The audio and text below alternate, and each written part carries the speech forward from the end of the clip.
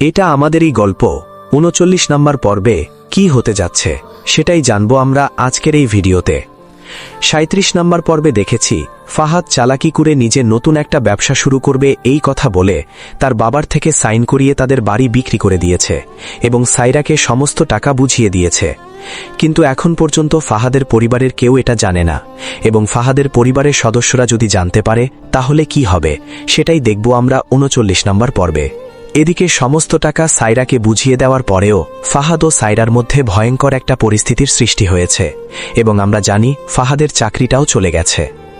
এদিকে ৩৮ নম্বর পর্বে আমরা দেখছি ফাহাদ আবারও সম্পর্কটা জোড়া লাগাতে চাচ্ছে, কিন্তু সাইরা তাকে কোনোভাবেই মেনে নিতে পারছে না, কারণ ফাহাদ তার সঙ্গে প্রতারণা করেছে এবং ফাহাদ এবার বুঝতে পেরেছে মেহরিন তাকে কতটা ভালোবাসত, কিন্তু এখন আর কোনো আফসোস করে লাভ নেই। এদিকে ফাহাদ যার কাছে তাদের বাড়িটা বিক্রি করেছে সে হঠাৎ করে চলে এসেছে তাদের বাড়িতে এবং সকল কথা ফাহাদের বাবাকে বলে দিয়েছে। এটা শুনে ফাহাদের বাবা কোনোভাবেই মেনে নিতে পারেননি, নিজেকে সামলাতে পারছে না। তার মানে ৪০ নম্বর পর্বে ভয়ঙ্কর কিছু হতে চলেছে।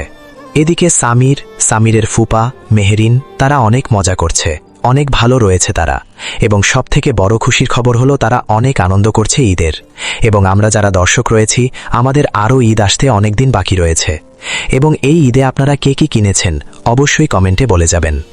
তো বন্ধুরা, আমাদের এই আপডেট ভিডিওগুলো আপনাদের কাছে কেমন লাগে অবশ্যই কমেন্টে বলে যাবেন।